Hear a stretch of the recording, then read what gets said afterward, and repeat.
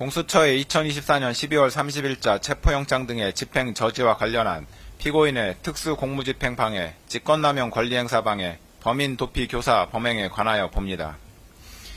피고인은 검찰이 군검찰과 함께 구성한 12.3 비상계엄사태 특별수사본부로부터 2차례에 걸쳐 출석 요구를 받았으나 모두 불응하였고, 공수처가 경찰 특수단 및 국방부 조사본부와 구성한 12.3 사태 공조수사본부로부터 3차례에 걸쳐 출석 요구를 받았으나 모두 불응하였습니다. 공수처는 2024년 12월 30일 서울 서부지방법원에 피고인을 내란 우두머리 등 혐의로 체포할 수 있도록 하는 체포영장을 청구하여 같은 날 위 법원에서 체포영장과 수색영장을 발부받았습니다. 이 수색영장에는 본건 수색영장은 별도로 발부하는 피의자에 대한 체포영장의 집행을 위한 피의자의 소재 발견을 위하여만 발부하고 압수 및 압수를 위한 수색을 불허하므로 형사소송법 제110조, 제111조가 적용되지 않음 이라는 기재가 포함되어 있었습니다. 이 체포영장과 수색영장을 발부받은 공수처가 피고인의 직권남용 권리행사 방해 및 내란 우두머리 혐의에 관하여 수사권이 있는지에 관하여 봅니다. 공수처는 고위공직자 범죄 및 관련 범죄에 관하여 수사권이 있습니다. 형법 제123조의 직권남용 권리행사 방해죄는 공수처가 수사할 수 있는 고위공직자 범죄에 해당합니다.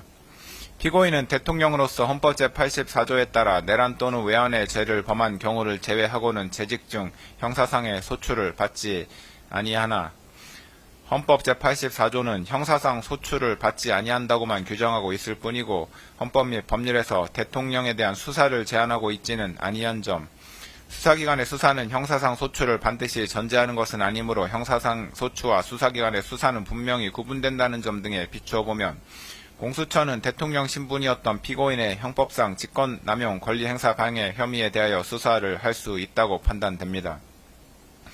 공수처는 피고인의 직권남용 권리행사 방해 혐의에 대하여 수사를 하던 중 피고인의 내란 우두머리 혐의가 직권남용 권리행사 방해에 관련 범죄에 해당한다고 판단하여 피고인의 내란 우두머리 혐의에 대한 수사에 착수하였습니다.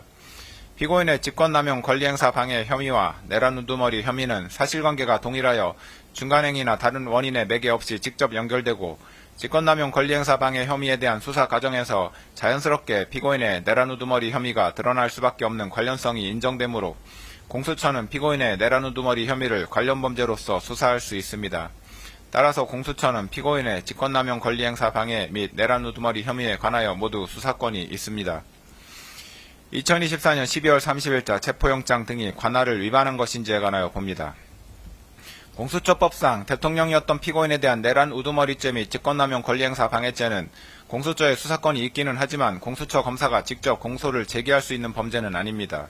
이 경우 공수처는 수사관계 서류와 증거물을 서울중앙지방검찰청 소속 검사에게 송부하여야 하는데 서울중앙지방검찰청이 공수처로부터 송부받은 사건을 반드시 서울중앙지방법원에 공소 제기해야 하는 것은 아닙니다.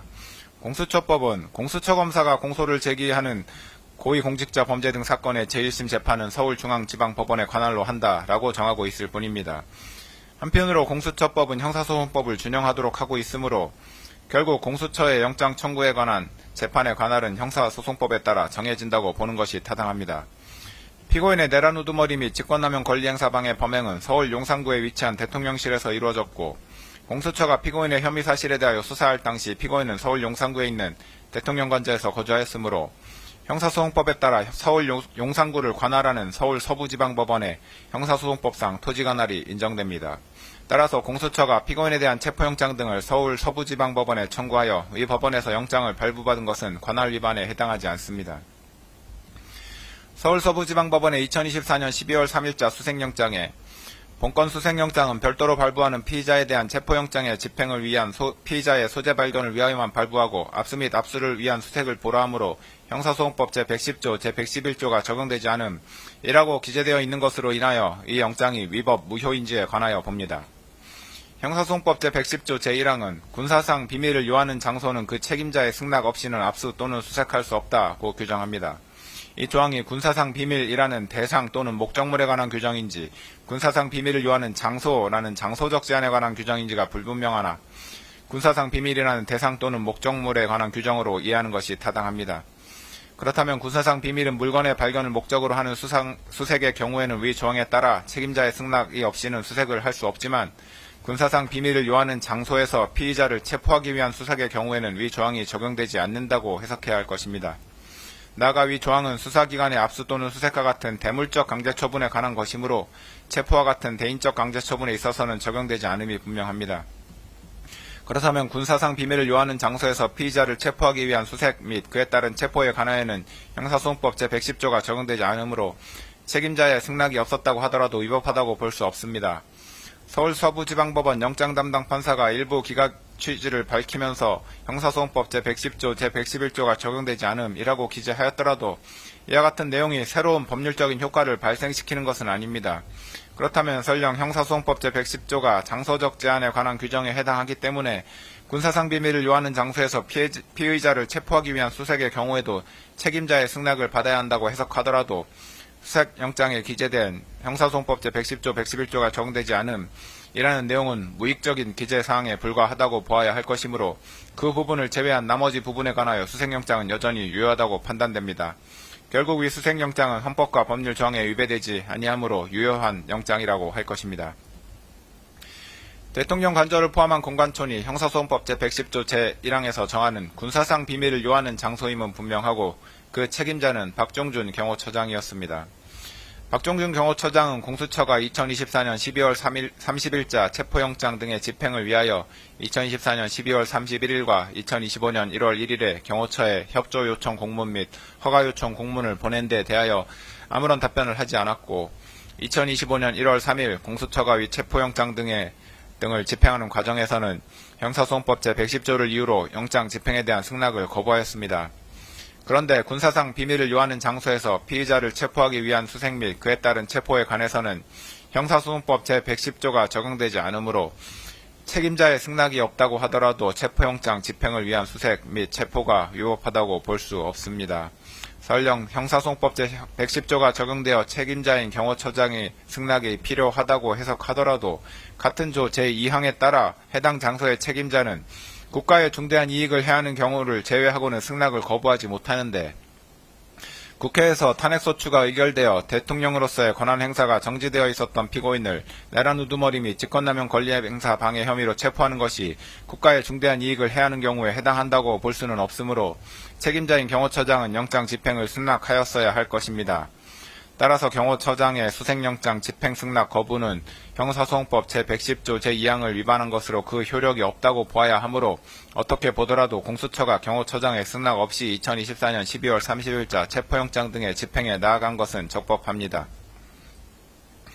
공수처는 2025년 1월 3일 오전에 공관촌에 도착하여 2024년 12월 30일자 체포영장 등을 집행함에 있어 영장을 박종준 경호처장, 김성훈 차장, 이광우 경호본부장 등에게 지시하였고 박종준, 김성훈, 이광우 등은 이를 모두 확인하였습니다. 비록 공수처가 당시 공관촌 제1정문 앞에 나와있던 도모 변호사에게 체포영장 등을 제시하지는 않았던 것으로 보이나 당시 위 변호사는 이 사건에 관한 피고인의 변호인이 아니었으므로 공수처가 피고인의 변호인 조력권을 침해하였다거나 영장 집행이 위법하였다고 볼 수 없습니다. 2024년 12월 30일자 체포영장 등에 기재된 수색장소는 대통령 관저가 있는 서울 용산구 한남대로의 특정한 한 개의 집원뿐이었는데 공수처는 2025년 1월 3일에 체포영장 등을 집행함에 있어 대통령 관저 외곽 1정문 지역을 지나 영장에 기재된 수색장소에 이르기까지 영장에 기재된 집원 외의 집원에 해당하는 지역들을 지나갔습니다. 수색이란 물건 또는 사람을 발견하기 위하여 일정한 장소나 물건, 사람의 신체를 뒤지는 강제 처분을 의미하므로 수색 장소로 이동하는 행위를 수색이라고 볼 수는 없고 수색영장의 집행을 위하여 수색 장소로 이동하는 행위는 압수수색영장의 집행에 필요한 처분으로서 허용됩니다.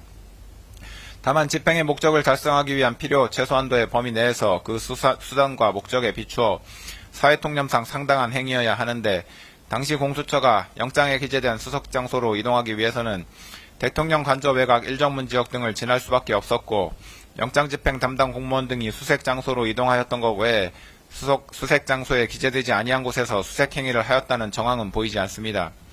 따라서 영장집행 담당 공무원 등이 수색장소로 이동하기 위하여 수색영장에 기재되지 아니한 다른 지역을 통과한 행위는 수색영장 집행에 필요한 처분에 해당하여 적법합니다. 2024년 12월 30일자 체포영장 등을 집행하는 과정에서 영장집행 담당 공무원 등은 공관촌 내에서 사진 또는 동영상을 촬영하여 체증을 하였습니다. 공관촌이 군사기지 및 군사시설보호법에서 정하고 있는 군사기지 또는 군사시설에 해당함은 분명합니다. 그런데 대통령 관저의 주둔지 부대장인 제55 경비단장은 수사기관에서 영장집행 담당 공무원 등의 출입을 허가하였다고 진술하였습니다. 또한 군사기지법에 따르면 군사기지 또는 군사시설의 촬영은 허용되지 않지만 관련 법조문 해석상 수사기관이 수색영장의 집행에 필요한 처분으로서 촬영을 하는 것이 전면 금지된다고 볼 수는 없고 목적 달성의 필요 최소한의 범위 내에서 허용된다고 보입니다. 체증 영상 및 사진을 촬영한 주체는 수사기관이고 촬영 목적도 범죄수사 및 재판 과정에서 증거로 사용하기 위한 것이었던 것으로 보이며 이로 인하여 군사기지 및 군사시설 보호에 어떠한 장애가 발생한 것으로 보이지도 않습니다. 체증 영상 및 사진의 공관촌의 전체적인 구조, 구체적인 경호 계획 등과 같은 높은 수준의 보안을 요하는 군사상 비밀이 촬영되지도 않았습니다. 이러한 사정들에 비춰보면 체증 영상 및 사진은 목적 달성을 위한 필요 최소한의 범위 내에서 촬영된 것으로 보이므로 군사기지법을 위반하였다고 볼 수 없습니다. 결국 영장집행 담당 공무원 등의 2024년 12월 30일자 체포영장 등 집행은 적법하였고 이 과정에서 촬영되고 이후 편집된 체증 자료 및 이러한 체증 자료를 제시하고 관련자들을 신문한 결과를 기재한 진술조서 등은 모두 적법하게 수집한 증거로 판단됩니다. 2024년 12월 30일자 체포영장 집행 전에 박종준 경호처장은 김성훈 차장, 경호처 각 본부장, 경찰관리관, 군사관리관 등과 함께 간부회의를 하면서 체포영장 등의 집행에 응할 수 없다는 방침을 밝혔고 김성훈 차장, 이광우 경호본부장 등과 함께 관저지역 침투에 대비하여 1, 2, 3차에 걸쳐 차벽을 설치한다는 내용의 차벽 설치 계획을 수립하고 차벽을 설치하였으며 제55 경비단, 제33 군사경찰 경호대 병력을 동원하라는 지시를 하였습니다. 이후 2025년 1월 3일 오전에 공수처에서 2024년 12월 30일자 체포영장 등을 집행하기 위해 공관촌 1정문에 도착한 후 1정문을 밀어서 공관촌 내부로 진입하자 박종준 경호처장은 김성훈 차장과 이광우 경호본부장에게 영장집행 담당 공무원 등의 공관촌 내 진입을 차단하라고 지시하였습니다. 박종준 경호처장 등의 지시에 따라 경호처 소속 공무원들은 차벽 설치 계획에 따라 마련된 1차, 2차, 3차 저지선에서 영장집행 담당 공무원 등에게 유역력을 행사하며 영장집행을 저지하였습니다. 결국 그날 영장집행에 나아갔던 공수처 검사들과 담당 공무원 등은 영장집행을 중단하고 복귀하였습니다. 이와 같이 박종균 경호처장, 김성훈 차장, 이광우 경호본부장은 이 부분 공소사실 기재 범행을 사전에 공모하였고 이러한 공모에 따라 영장집행 담당 공무원 등이 2024년 12월 30일자 체포영장 등을 집행하지 못하도록 경호처 소속 공무원들을 지휘하여 경호처 소속 공무원들이 영장집행 담당 공무원 등에게 유역력을 행사하도록 한 사실이 인정됩니다. 그리하여 박종준 경호처장, 김성훈 차장, 이광우 경호본부장은 공수처의 2024년 12월 30일자 체포영장 등의 집행을 방해하고 직권을 남용하여 경호처 소속 공무원들에게 의무 없는 일을 하게 하였으며 벌금형 이상의 범죄를 저지른 피고인을 도피하도록 한 것으로 판단됩니다. 특별검사는 공소사실에서 김신 경호처 가족경호부장도 박종준 경호처장 등과 공모하여 이 범행을 한 것으로 기재하였으나 가족경호부장의 지위에 있었던 김신은 본부장급이 참여하는 간부회의에 참석하지 않았던 것으로 보이고 가족데스크에 추가로 비치되었던 3단본과 케이블 타이의 비치를 자신이 지시하지도 않은 것으로 보이는 점 등에 비춰보면 제출된 증거만으로는 김신이 박종준 경호처장 등과 이 부분 범행을 공모하였다고 인정하기 어렵습니다.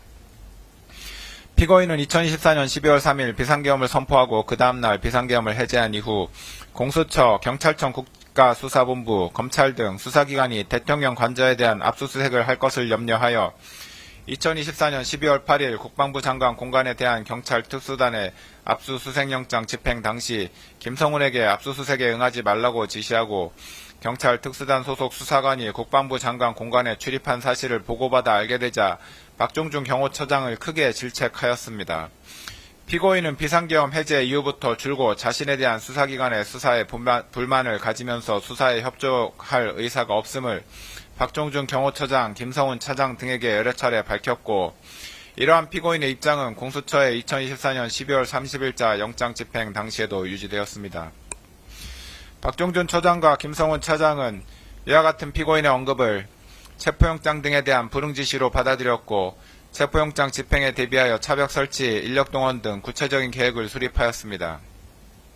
피고인은 박종준 처장과 김성훈 차장으로부터 영장집행 담당 공무원 등이 2024년 12월 30일자 체포영장 등을 집행하기 위하여 공관촌에 진입하는 과정, 이를 경호처 소속 공무원들이 저지하는 과정, 공수처 검사와 박종준 처장이 협의하는 과정 등 전반적인 2024년 12월 30일자 체포영장 등의 집행 과정을 보고받았고 공수처 검사가 이정문을 확인하지 못하도록 하는 등 공수처의 2024년 12월 30일자 체포영장 등 집행에 불응하겠다는 입장을 보였습니다.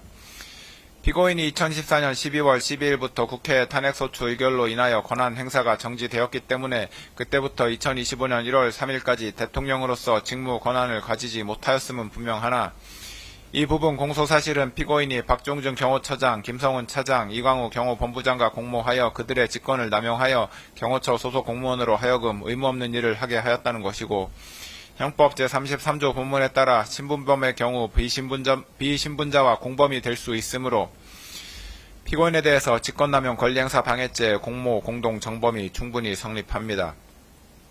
따라서 피고인에 대한 이 부분 특수공무집행 방해죄, 직권남용 권리행사 방해죄, 범인도피 교사죄의 공소사실은 모두 유죄로 인정됩니다.